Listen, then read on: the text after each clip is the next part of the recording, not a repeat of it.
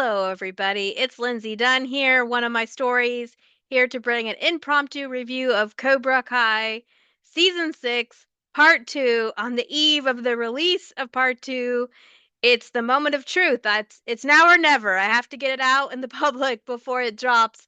The season will be dropping in about 4 hours, I believe. So I decided I better go ahead and get a review out. I know the lighting on my video might be a little weird, but that's because I'm recording from my parents' house and I don't have my usual equipment and all the stuff I would have in North Carolina. Currently, I'm in Indiana, so forgive me if there is an unusual glare on my glasses. I don't normally do videos, I normally just do podcasts, but I'm going to go ahead and try to do both this evening. Cobra Kai Season 6, Part 2. Let's talk about this for a minute. Part 1 of Season 6 was overall, I think, for a lot of people, very disappointing. Season 5 ended with a pretty big shebang with the fight with Daniel taking down Terry Silver at the end finally and getting sort of justice for things that were done to him whatever, 20, 30 years ago. How long's it been now? Who knows? But it sort of ended on one of those positive things where everything felt right with the world. So when part one opens, that's the sort of status quo from the very first episode of season 6. You see that, like, oh, now that Terry Silver's taken down and kind of Cobra Kai is no more, now everything can be beautiful and great again. And you have that montage at the beginning where everybody is just cheerful and all that. But we know it's not going to last long. It's a show, there's going to be conflict. But the overall problem I had with part 1 is that it felt like all the characters here we had all the characters that had grown and go through things, and it was almost like they sort of reverted back to old behavior, and everything they had learned, it was like they hadn't learned. Daniel and Johnny are at each other's throats again.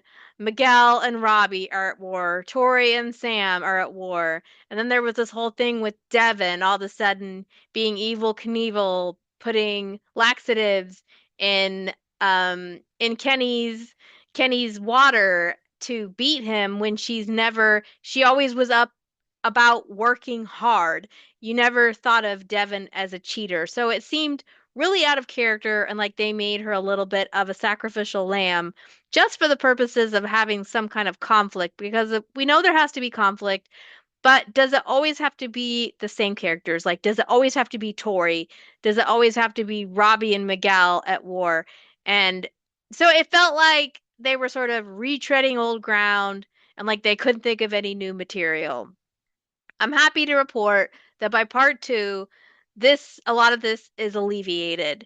Now, when we do start part 2, there is you're sort of starting out where it left off, which is all these conflicts that I'm talking about that are sort of retreading old ground. That's in there as a baseline. And, the final moment of part 1, we saw that Tori had rejoined Cobra Kai and was with Kwan and Yoon, Kreese, Kim Da-eun. And it was very, it threw everybody off guard that to see Tori kind of rejoining Cobra Kai. So, yes, that is how it starts off. Enemies within and enemies without. So, when we start at the beginning of part 2, you have, episodes 6 and 7. I'm going to talk about those together really quick, and then I'll talk a little bit about 8. So, Benvinguts a Barcelona and Dog in the Fight are these first 2 episodes. So what we're doing at the beginning of this part is we're establishing this new world order of what it means to have life in the Sekai Taikai. So Miyagi-Do in general, everybody is off balance. You have Johnny and Daniel are still at odds. You have Robbie distracted by Tori. Daniel's obsessed with this headband and Mr. Miyagi's legacy and protecting that. Chosen's drunk and brokenhearted. We have Dimitri and Hawk, the binary brothers, are like no good right now. They're just gonna fight about everything and act like a married couple that is is having a divorce or a separation. And um, that sort of leaves Miguel and Sam to be sort of the rocks for their team. Devin is also distracted because, she got there by cheating, and so that's in the back of her head. So all of this is starting off with the conflict, and then of course everybody needs to fight in the tournament. And so they're not doing their best in this tournament for the first two episodes. They're kind of making our heroes, our friends, our people we love. They're sort of they're sort of like defaulting to their worst fears and just not working together as a team. One of the things that Chosen emphasized was to protect the egg. We need to bond together. We need to work together. And they are not doing that. Everybody's distracted. They're in their own heads. The only exception to that is you have Miguel, who's he is definitely the rock of the team at the beginning. And he's a little bit bitter that Robbie's in the captain spot when he feels like Robbie's not doing a great job because you see like every time Robbie has the skills, but he's just obsessed with what Tori's doing all the time. So he could be focused and all that, and he's not at all because he's concerned about Tori and worries about her, and he wants his girlfriend back. So you have, it's Miyagi-Do's not doing good, is what I'll say. Sam is also, she's kind of in the right place. She's upset about Tori, but she's also like, she made her choice, and we're gonna, we're gonna do ours. I'm not gonna hold back.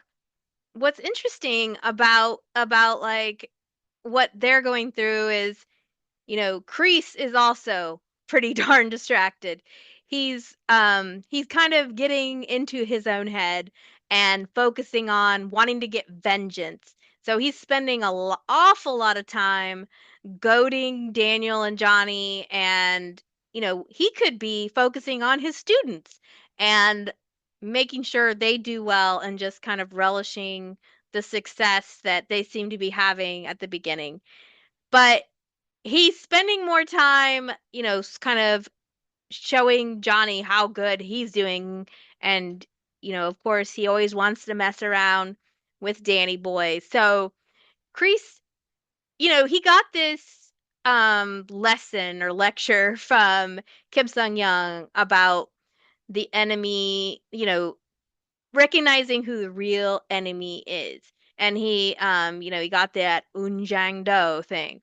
And it was so that was supposed to be his lesson, is that he needed to focus and see the real thing he needs to focus on and not be distracted, but he's definitely distracted.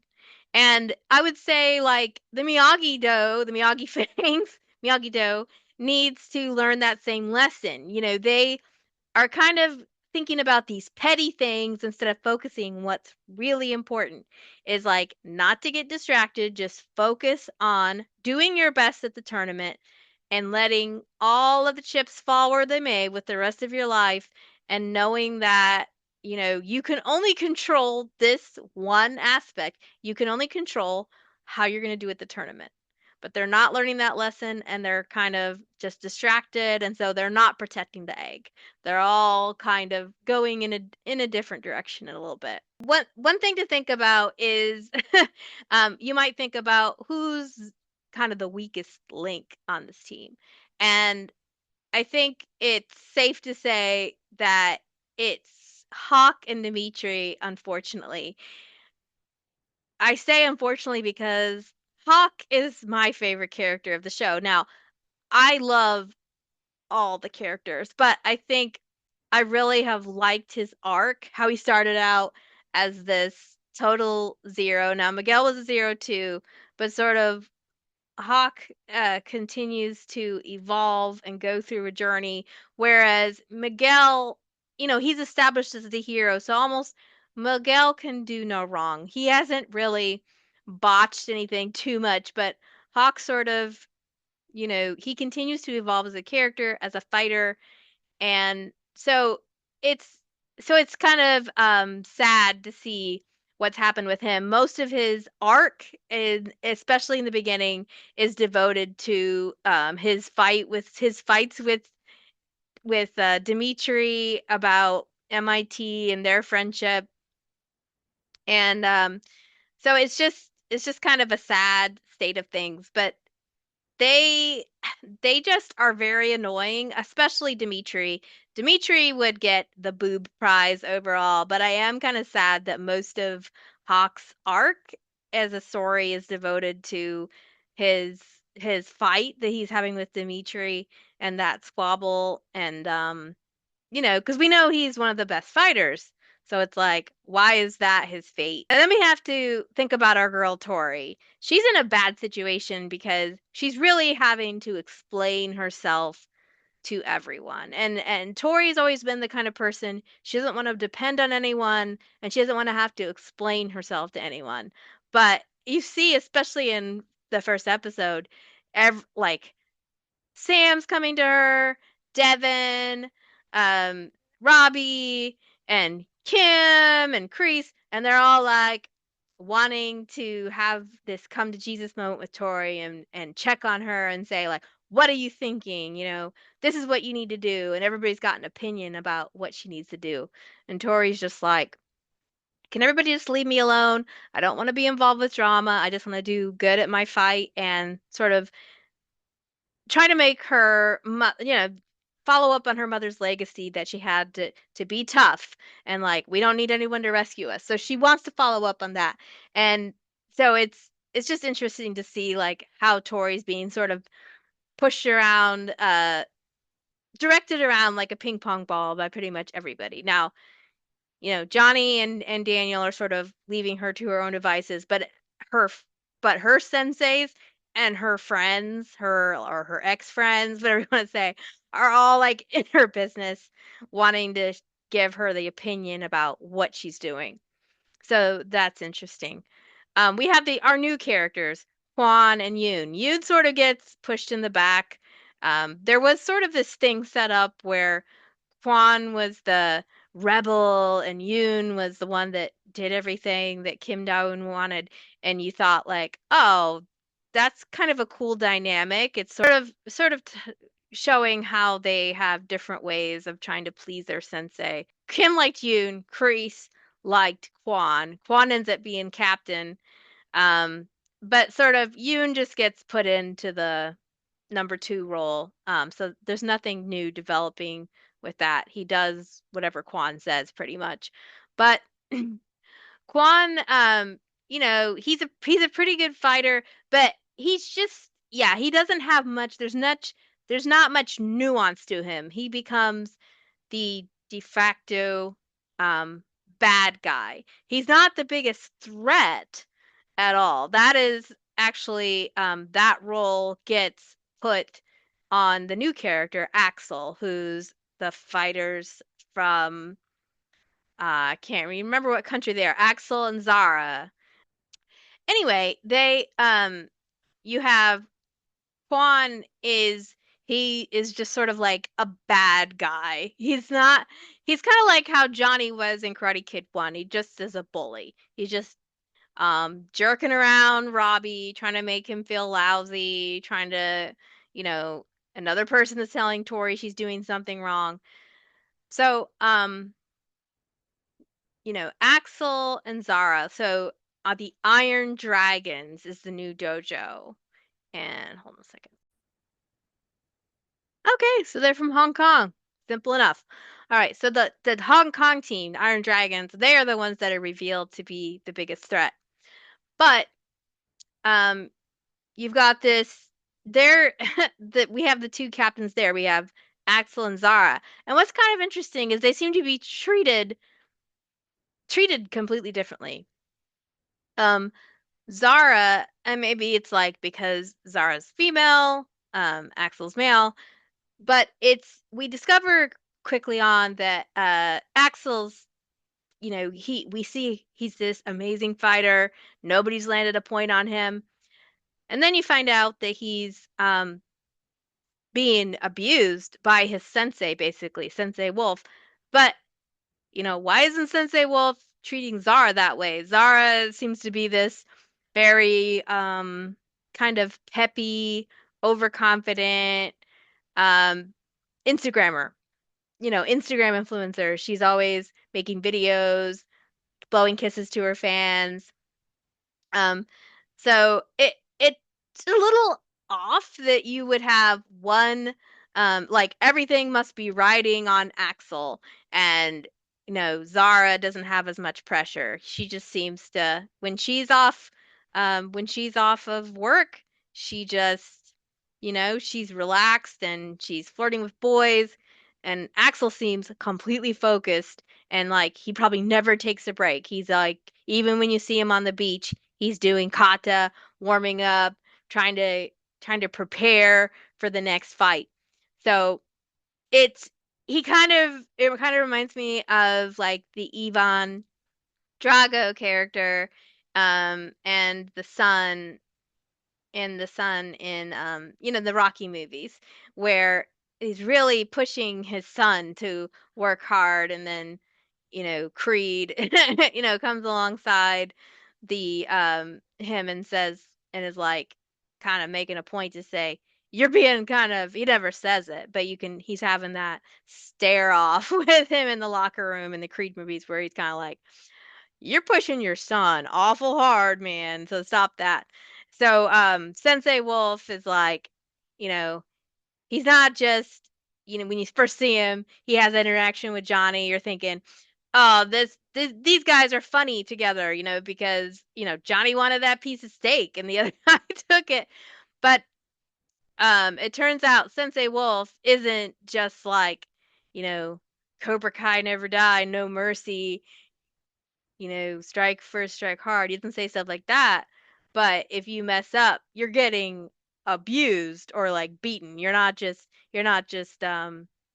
we never really see. I mean, we see Silver, of course, being like psychologically abusive to Daniel, and and Kreese and Kim are, you know, they are abusive to Tori in that they make her do this stuff. So I guess it's psychological abuse mostly, but I mean, Axel's undergoing physical abuse. So obviously, Sensei Wolf is a bad guy, a very sick guy. So, um, the Sekai Taikai itself, the tournament, I know people had a lot of questions about how's this tournament gonna run, and because it's a made up tournament, so they had some liberties and had they can do it. And the best way I can describe it is, I feel like, it's almost like Squid Game. You have a lot of challenges. Each challenge is a little bit different. Some of them are team games, some of them are individual games. Like you have this platform game where you're fighting, um, and then you're having this other platform game where you're tag teaming in people. So each different challenge is a little bit different, and it's to help to show like a well-rounded fighter, and to make sure that nobody's too comfortable just doing, we're not doing just 3-point matches, 3 points and you win. We're going to do some different things because they want to establish teamwork and the team working together well, and then eventually it gets to the captains. But up until that point, you have to work as a team to get there. Okay, so that's kind of the dynamic going about the dojos. And there's some great fights. And so, I mean, of course it's a tournament, so you're going to have some fun events and fighting all the way through. But the other thing that comes into play is, I mentioned, the dynamic between Daniel and Johnny, and how, Johnny's kind of still pissed at Daniel. Daniel's still very much in his head about this Mr. Miyagi headband and what it could mean. And so he goes off on this quest, and it's he thinks he's tracking down um the truth about Mr. Miyagi, and he ends up in this dog cage. And this the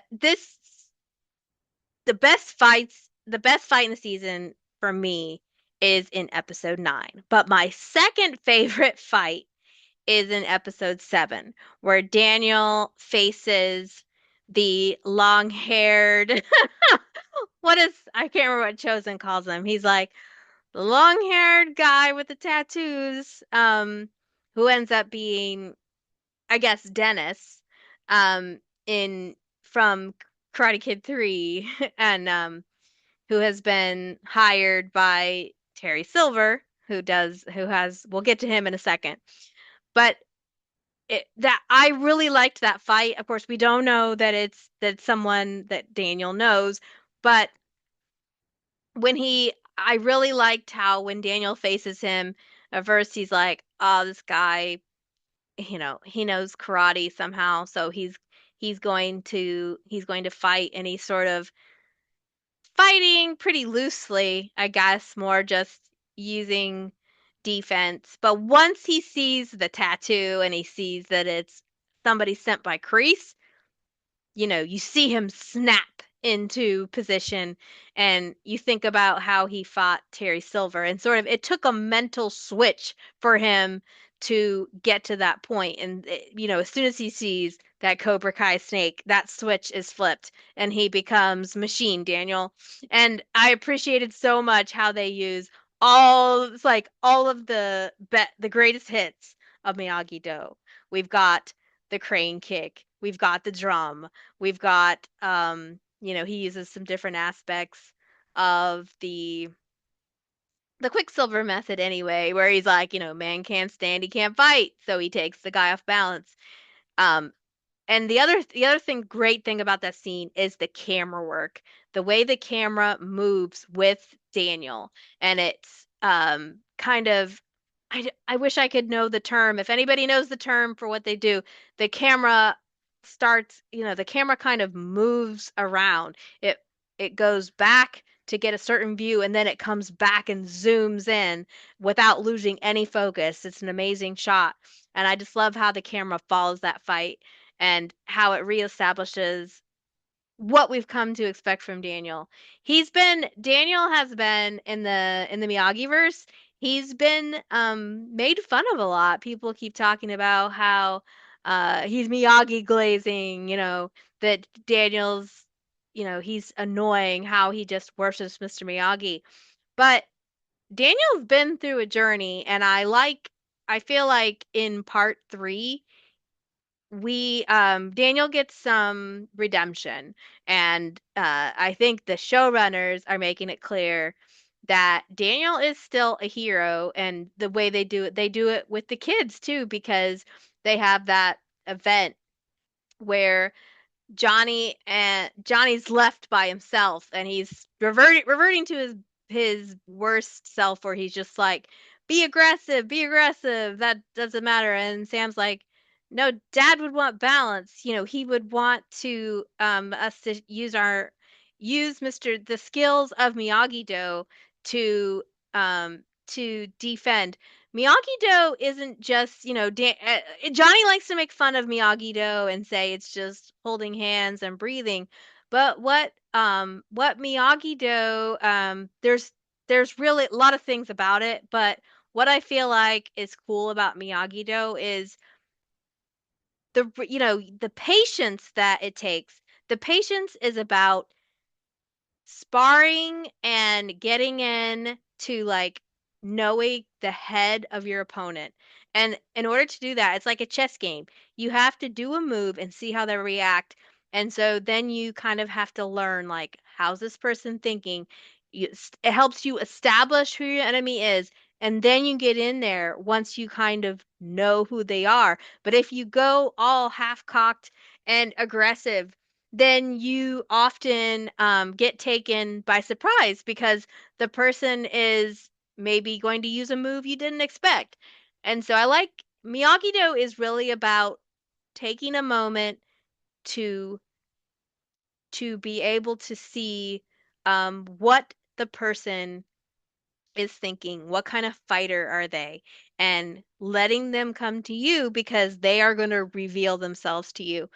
And yeah, so I think that is what and that was cool. You see that with the fight with Daniel, is that he's he's not really gonna take the guy down right away. He's kind of seeing what's up, but then once he sees like that snake and he's like, you were sent by Kreese," he knows exactly who he's dealing with, and he knows what he has to do to take that guy down. And so that's what Miyagi-Do is about. It's about using the minimum amount of force, letting the other person use their force um, against them. And, you are able to, because that's what Mr. Miyagi did. You see him, he's like fighting these men that are much stronger, much larger, taller, especially Terry Silver. I mean, Mr. Miyagi came up to his waist, I think. But because of the skills of Miyagi-Do, he's able to use Terry's um, strength against him. Like all the things that Silver thinks is a strength get used against him. So speaking of Terry Silver, we can't have this without talking about Silver. People have been wondering when Silver gonna show back up again because he's so much fun and, he's a big jerk, he's scary, but also we can't have Cobra Kai without him. He's become kind of the favorite bad guy. Kreese, he isn't much of a threat anymore. Silver's the fun guy. And what I love about this entrance is, if you've seen Karate Kid 3, which hopefully you have, it has the iconic Terry Silver moment is that he's in that, you know, giant jacuzzi tub with a cigar and the ponytail, and he's in there he's in there with Mike Barnes comes, he's negotiating in that tub. He's in a sauna and he's just like perfect. Oh, he's perfect. And just like, I like that, Johnny, or I like that. Yeah, ha ha. Ha. So that's like the iconic Terry Silver image is him in the jacuzzi tub with the cigar, um, loving life and feeling like the king of the world. And I mean, I think at one point on Twitter, I even said, "Are you gonna bring that gift back of Terry Silver?" And so they sort of did. They brought it back. It's like you have to have him in that tub with that cigar, loving life and feeling like he's the king of the world. So, um, that was an amazing shot, an amazing way for him to enter the show.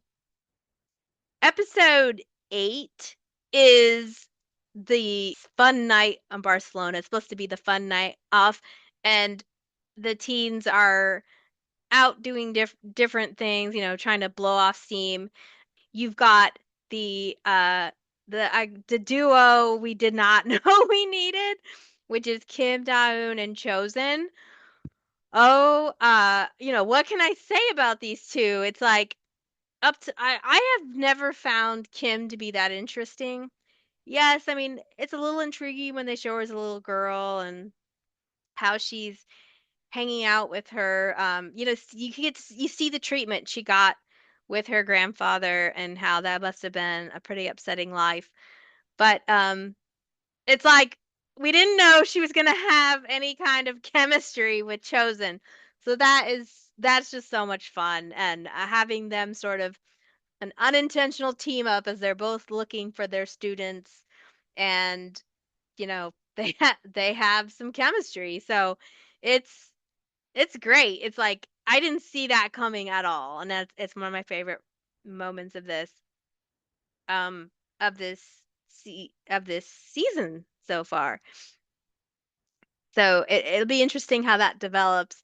I am sort of okay, Chosen is upset about Kumiko because there's this man in the towel that comes to the door. So yeah, that could have been her new boyfriend, but it's like, how do we know that guy wasn't just, I don't know, giving her a massage? I guess maybe he wouldn't come to the door in a towel. But I was like, it could be. But Chosen also runs around Amanda and Daniel's house in like bathrobes and towels, but doesn't mean he's sleeping with anybody in the house. That I do kind of wonder if Kumiko is going to show up at some point and kind of but that would be kind of a darn shame because this thing that she set up with Chosen is kind of fun. And I hope it continues.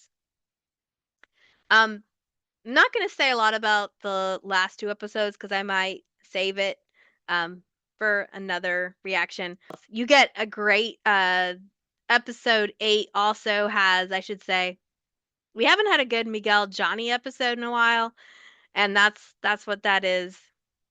And getting them to have some heartwarming time together and establish, just kind of returning back to the origin of the show, which was Johnny training Miguel and finding his groove through doing that, discovering that he can be a good sensei.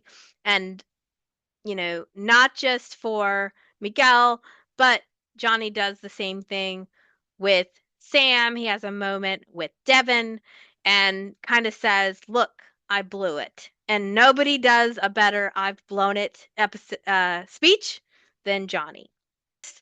The season ends on a big cliffhanger. Like I said, I'm probably going to do a separate episode about the last two episodes and how it rises and climaxes up to a big moment. And it's just setting us up for part 3 and what's going to happen next. I know this part left us knowing that the Miyagi-Dos have great teamwork and that might take them far. And in my if you haven't seen, I'll try to put a link in the video. But I made a video about Cobra Kai versus Miyagi-Do. If you haven't seen that, it's my overall theory and thoughts about these two dojos and the inevitable way this show is going to end. Is that Miyagi-Dos aren't always going to win, quote unquote, the fight or the tournament, but they're always going to win at life because of the kindness and the redemption inherent in that dojo. We found out that Mr. Miyagi has set up with, Mr. Miyagi had a hard time with things, but with the Miyagi verse, we have all these people like Mr. Miyagi and Sato eventually made up. And Johnny and Daniel eventually made up. Now, they're a little bit on the rocks, but we have hope for them. We know they're going to be okay, and there's just forgiveness for anybody who truly wants it. Whereas if you're in Cobra Kai, it's all about somebody being on top and smashing someone down to retain that position. And eventually that always ends in chaos, death, and bad things. So, you know, the while the series part 2 ends on a dire note, it's because once again of the pressure that these Cobra Kai get put under. It happened with Kreese and Silver. They blew apart. Silver tried to mess with Kenny's mind, and Kenny has broken out of that because of Miyagi-Do, and now we got Kenny and Anthony that are like allies now, maybe not friends, but it's about growth, it's about learning, it's about improving yourself. That's what Miyagi-Do is about. And being a team. And that is just something that Cobra Kai has never had through the legacy of that. So that's my thoughts on the eve of part 2. I hope you enjoy it as much as I do. I've watched it all the way once and halfway. Um, the second time, I still need to watch episodes 9 and 10 the second time, which, 9 is the one I rewind over and over again. But I hope you enjoy it. And please check out all of my Cobra Kai content. I have been doing different things each season, anything on one of my stories. So you can look for podcasts or oneofmystories.com or my podcast, one of my stories, my YouTube channel, one of my stories. This is all pretty, I'm kind of repeating myself now, but that's it for tonight. And happy watching of Cobra Kai Season 6, Part 2. Bye!